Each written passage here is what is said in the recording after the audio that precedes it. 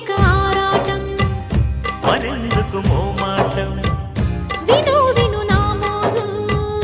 అదే పని ఈ రోజు చిట్టి గాజులు చేతికియ్యవా జాజి పూల పక్క మీద జారకు